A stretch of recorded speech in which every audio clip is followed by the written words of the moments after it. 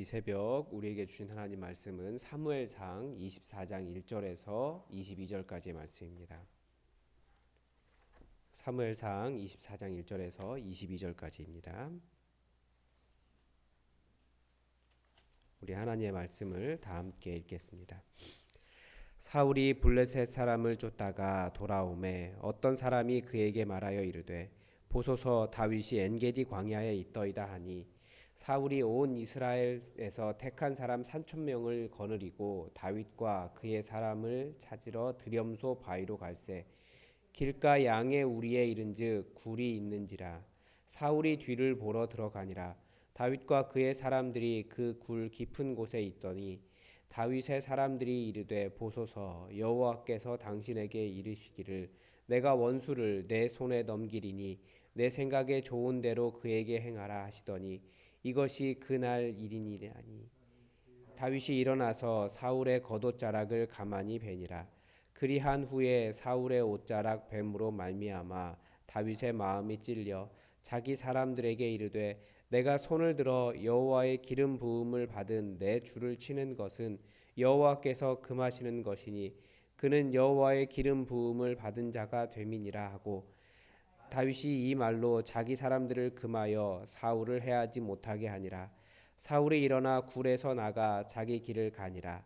그 후에 다윗도 일어나 굴에서 나가 사울의 뒤에서 외쳐 이르되 내 주 왕이여 하매 사울이 돌아보는지라 다윗이 땅에 엎드려 절하고 다윗이 사울에게 이르되 보소서 다윗이 왕을 해하려 한다고 하는 사람들의 말을 왕은 어찌하여 들으시나이까 오늘 여호와께서 굴에서 왕을 내 손에 넘기신 것을 왕이 아셨을 것이니이다.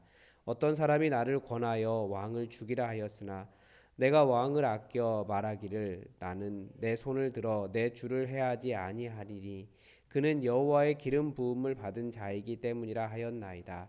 내 아버지여 보소서 내 손에 있는 왕의 옷자락을 보소서 내가 왕을 죽이지 아니하고 겉옷자락만 베었은즉 내 손에 악이나 죄가가 없는 줄을 오늘 아실지니이다. 왕은 내 생명을 찾아 해하려 하시나 나는 왕에게 범죄한 일이 없나이다. 여호와께서는 나와 왕 사이를 판단하사 여호와께서 나를 위하여 왕에게 보복하시려니와 내 손으로는 왕을 해하지 않겠나이다.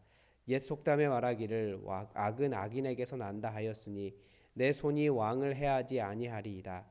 이스라엘 왕이 누구를 따라 나왔으며 누구의 뒤를 쫓나이까 죽은 개나 벼룩을 쫓음이니이다.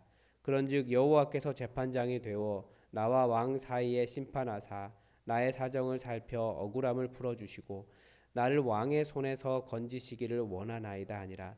다윗이 사울에게 이같이 말하기를 마침에 사울이 이르되 내 아들 다윗아 이것이 내 목소리냐 하고 소리를 높여 울며 다윗에게 이르되 나는 너를 학대하되 너는 나를 선대하니 너는 나보다 의롭도다. 내가 나 선대한 것을 오늘 나타냈나니 여호와께서 나를 내 손에 넘기셨으나 내가 나를 죽이지 아니하였도다. 사람이 그의 원수를 만나면 그를 평안히 가게 하겠느냐. 내가 오늘 내게 행한 일로 말미암아 여호와께서 내게 선으로 갚으시기를 원하노라. 보라 나는 내가 반드시 왕이 될 것을 알고 이스라엘 나라가 내 손에 견고히 설 것을 아노니 그런즉 너는 내 후손을 끊지 아니하며 내 아버지의 집에서 내 이름을 멸하지 아니할 것을 이제 여호와의 이름으로 내게 맹세하라 하니라. 다윗이 사울에게 맹세하매 사울은 집으로 돌아가고 다윗과 그의 사람들은 요새로 올라가니라. 아멘. 성경에는 악을 여러 가지로 정의합니다. 제가 가장 기억에 남는 것은 잠언에서 정의한 악에 대한 부분입니다. 악을 뭐라고 정의하고 있냐면 이 돈을 벌기 위해 그러니까 자기가 원한 욕심을 채우기 위해서 자기 마음대로 하는 남자 이런 식으로 정의하고 있었습니다. 그 안에 들어있는 말이 무슨 의미인지 알죠? 우리말로 말하면 막무가내인 사람이 악이라는 거예요. 그리고 더구나 거기에 돈이 껴있을 때 돈 때문에 막무가내인 사람이 악이라는 거예요. 그리고 사람이 악이라는 거죠. 그 함께 더해질 때 악이 되는 겁니다. 뭐 돈이 악이다, 뭐 편한 것이 악이다, 아니면 사람이 악이다 이런 말이 아니고 아주 재미있는 해석입니다.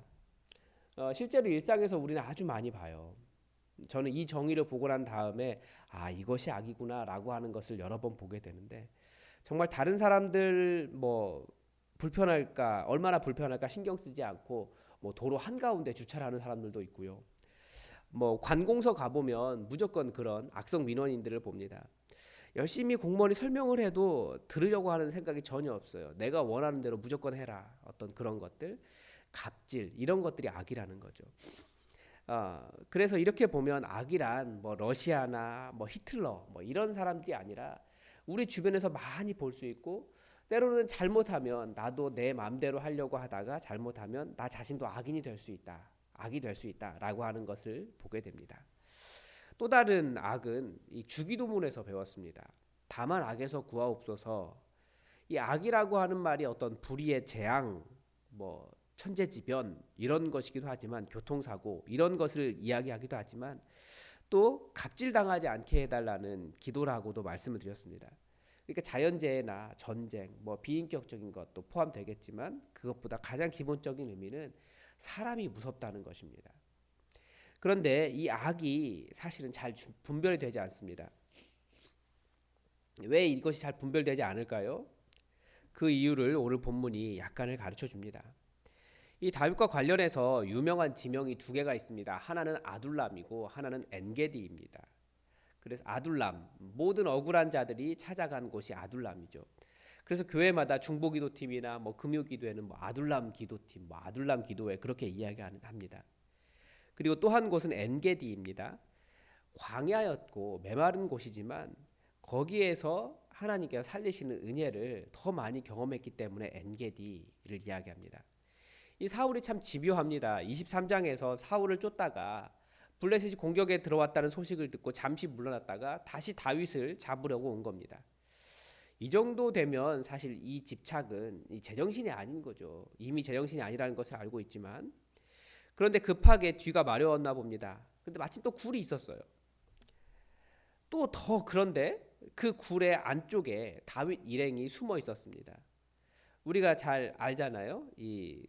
원래 안쪽에서는 바깥이 잘 보이는데 바깥에서는 안쪽이 잘 안 보이지 않습니까? 우리 4절을 한번 다 같이 읽어보겠습니다. 시작. 네. 다윗의 사람들이 이르되 보소서, 여호와께서 당신에게 이르시기를 내가 원수를 내 손에 넘기리니 내 생각에 좋은 대로 그에게 행하라 하시더니 이것이 그날이니이다 하니 다윗이 일어나서 사울의 겉옷자락을 가만히 베니라. 네. 이 엔게디 동굴에서 있었던 일입니다. 어떤 일인지 잘 아실 겁니다. 사울을 살려준 거예요. 그런데 5절에 다윗의 마음이 어떻습니까? 그리한 후에 사울의 옷자락 뱀으로 말미암아 다윗의 마음이 찔려 자기 사람들에게 이르되 내가 손을 들어 여호와의 기름 부음을 받은 내 주를 치는 것은 여호와께서 금하시는 것이니. 그 엔게디에서 어떤 일이 일어났었냐면, 사울을 충분히 죽일 수 있었는데 다윗이 죽이지 않았다는 거예요. 이 사울 왕의 사무엘 상의 구조에서 다윗의 사람들은 나름대로 여호와 하나님을 선택한 의로운 사람들로 이렇게 그려지고 있습니다. 그런데 성경이 다시 이야기하는 것은 우리가 그냥 표면적으로 읽으면 그렇지만, 어느 진영에 속해 있다고 해서 그 사람이 선한 것은 아니다라고 하는 것을 알 수 있습니다. 사무엘서가 계속해서 이야기하는 어떤 사무엘서 전체의 구도는, 전체의 어떤 기저에 깔린 생각은 여호와 하나님을 존중하느냐 무시하느냐. 여호와 하나님을 존중하면 하나님도 그 사람을 존중하시고, 여호와 하나님을 멸시하면 하나님도 그 사람을 멸시하신다입니다. 다윗과 함께하는 사람들에게 선 무엇이었습니까? 이 지금 경호원도 없이 무방비로 있는 사울을 죽일 수 있는 그런 기회가 주어진 것이 선이었다라는 거죠. 때로는 그것이 하나님의 말씀의 성취인 것처럼 보이기도 하다라는 거예요. 주변 사람들이 또 그렇게 말하면 흔들릴 수도 있었습니다. 그러나 다윗은 정말 하나님을 경외하는 것이 무엇인지 다시 생각했습니다. 13절에서 다윗이 이런 말을 합니다. 악은 악인에게서 난다. 즉 악이 사람이라는 것을 생각해 보면, 반대로 하나님을 존중한다라고 하는 선도 사람이라는 거죠. 사람을 존중하는 거예요. 특히 하나님의 사람에 대한 존중이 있어야 된다는 거죠. 비록 사울이 다윗을 죽이려고 하기 때문에 어떤 대립 관계에 놓여 있지만 적극적으로 그 사람을 죽이려고 하는 것이나 죽일 수 있는 기회가 주어졌으니 잘 되었다, 이 기회에 없애야지 하는 것은 하나님을 존중하는 태도가 아니라는 겁니다. 또 특별히 이 다윗이 얼마나 이 사울을 사랑했는지 내 아버지여라고 부르는 그 장면은 왜 사울이 그렇게 감정적으로 사울을 손대기를 싫어했는지를 또 알 수 있습니다. 감정적으로 아버지와 같은 사랑이 있었다라는 거죠. 또 하나는 성경에서 계속 금지하고 있는 것이 한 가지가 있습니다. 그 악에 대한 사적 보복입니다. 그러니까 개인적으로 내가 저 사람 어떻게 해버려야지라고 하는 것은 악인을 처리하기 위해서 내가 악인이 되어버리는 것밖에 되지 않습니다. 그런 것은 하나님께서 원하시는 일이 아니라는 거예요. 그리고 하나님의 사람은 하나님께서 판단하실 것이라는 것을 끝까지 우리가 맡기는 것이 필요합니다. 그러니까 사적 보복이 옳지 않다라는 겁니다.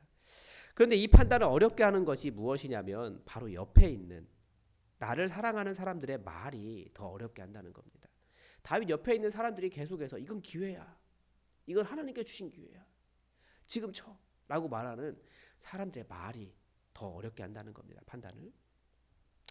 이렇게 다윗이 사울을 살리고 난 이후에 사울에게 건넨 말을 들어보십시오. 9절에 다윗이 사울에게 이르되 보소서, 다윗이 왕을 해하려 한다고 하는 사람들의 말을 왕은 어찌 들으시나이까. 충분히 사울을 죽일 수 있었음에도 죽이지 않은 징표를 보이면서 다윗은 사울을 죽일 생각이 전혀 없었다고 말하고, 왜 그렇게 생각하게 되었는가에 대해서 주변 사람들의 하는 말 때문이다라고 진단합니다. 한번 잘 생각해 보십시오. 누군가를 굉장히 미워하게 되고 누군가를 어떻게 해야지 내가 저 사람 어떻게 해버릴 거야, 죽일 거야 라고 하는 말들이 사실 내 안에서 일어났다라기보다, 내가 직접 경험했다라기보다 누군가에게 건네들은 일 때문에 내가 분노하는 경우가 더 많습니다. 주변의 사람들, 그것이 문제였다라고 이야기하죠. 저는 실제로 이런 일을 경험한 적이 있습니다. 저보다 여러분들도 이미 경험한 일이 다 많이 있으셨을 것이라고 생각합니다. 제가 모셨던 담임 목사님들 중에 괜찮으신 분들이 많이 계셨습니다. 근데 너무나 괜찮으신 분이었는데 어느 순간 그 옆에 간신히 붙기 시작하더니 항상 불안하고 누구도 믿지 못하는 사람이 되어버렸습니다. 그런데 간신히 누구인지 이게 구분이 될까요? 제가 보기에는 그분 입장에서는 구분이 안 되셨을 것 같아요. 왜냐하면 간신의 말에도 진실이 들어있거든요. 다만 그 진실이 나는 당신에게 충실한 신하이고 다른 사람들은 그렇지 않습니다라는 관계를 깨는 것이었기 때문에 그렇습니다. 그러니까 부목사 입장에서 사실 담임 목사님은 부모님처럼 열심히 따르고 순종하고 그런 분인데, 그런데 한 사람이 딱 붙더니 자기만 믿을 사람이고 다른 사람은 모두 믿을 수 있는 사람이 아닙니다라고 하는 식의 그런 말들을 집어넣기 시작했습니다.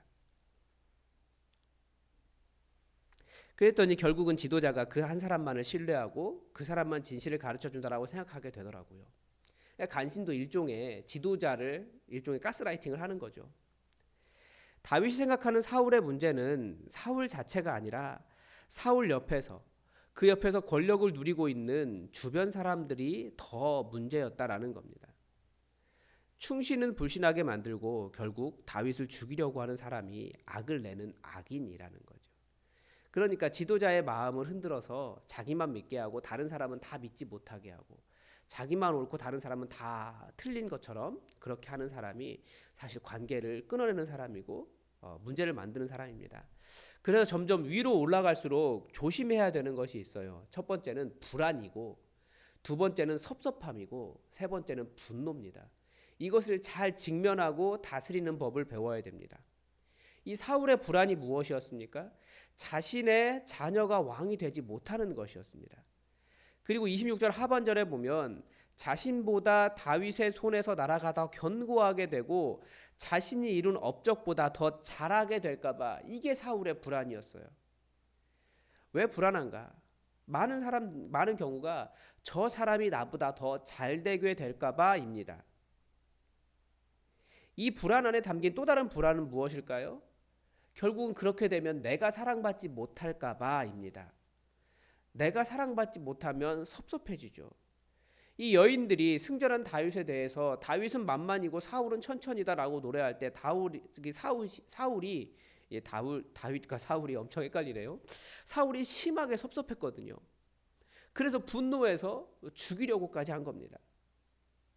여러분, 우리가 그래서 이 불안, 사랑받지 못할까봐 섭섭함, 분노 이런 것을 잘 분별할 수 있어야 됩니다. 내 안에 그렇게 일어나는 것이 왜 그럴까? 왜 그렇게 될까? 내가 왜 이럴까라고 하는 것 분별하셔야 됩니다. 특별히 이것이 항상 이런 분노는 사람에게 가요. 자기의 문제인데도 사람에게 갑니다. 하나님께서는 그것이 너의 문제이기 때문에 나와 해결하자라고 계속 하나님의 사랑의 관계로 부르시는데 하나님과의 사랑의 관계이기보다 자꾸만 사람에게로 향한다고요. 그래서 교회 안에 누군가에게 혹시 분노하는 마음이 있으십니까? 화가 나는 일이 있으십니까? 아니면 여러분이 사랑하는 누군가가 또 다른 사람에게 섭섭하다는 말을 들으신 적이 있으십니까? 그래서 혹시 이 사람보다도 훨씬 더 분노하고 계십니까? 이 정의와 분노는 사실 다른 문제입니다. 자꾸 마음속에 그런 상태가 되어 간다면 하나님의 사람, 옆에 있는 형제를 죽이는 또 다른 악이 되어 간다라고 하는 것, 내가 악이 될 수 있다라고 하는 것을 잘 경계해야 됩니다.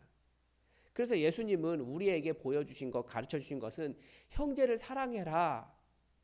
그러면 세상이 너희가 내 제자인 줄 알리라 라고 가르쳐 주셨습니다. 그것 위에 우리가 배운 게 없어요.